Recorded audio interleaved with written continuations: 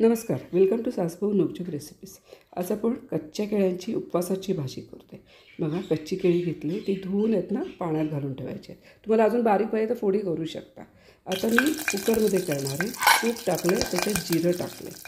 जिरं तडतडलं की आपण या केळ्याच्या फोडी टाकणार आणि मी मिरची पूडवर करणार आहे। मिरची पूड टाकले 1 चमचा आणि जिरा पूड आहे। मीठ टाकायचे आणि चांगलं परतून घ्यायचे। आता शेंगदाणे जरासे भाजून घेतलेत मी, त्याचं कूट केलं आहे। ती शेंगदाण्यावर एवढी छान लागते ना, तर आता हे मी कूट टाकणार आहे त्याच्यामध्ये आणि ढवळून घ्यायचे। पाणी टाकायचे, कारण का नाही तर खाली लागू शकते। तर ढवळून भाजी घ्यायची पाणी टाकून। बघा, पाणी टाकून ढवळून घ्या तुम्ही छानपैकी भाजी आणि 2 शिट्या करा, जास्ती नको।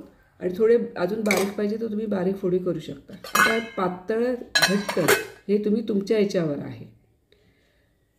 मला थोडी घट्ट केली, 2 शिट्या केले की भाजी शिजते आणि ती एवढी चवीला चांगलं लागते ना। तुम्हाला नारळ पाहिजे तर तुम्ही नारळ पण टाकू शकता।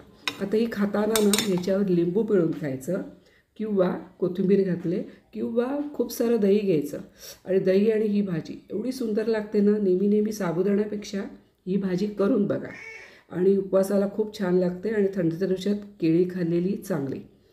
तर बघत राहा सासभाऊ नोकझोक रेसिपीज, लाईक शेअर करायला विसरू नका। आणि ही जर उपवासाला नसेल तर तुम्ही कांदा घालून करू शकता।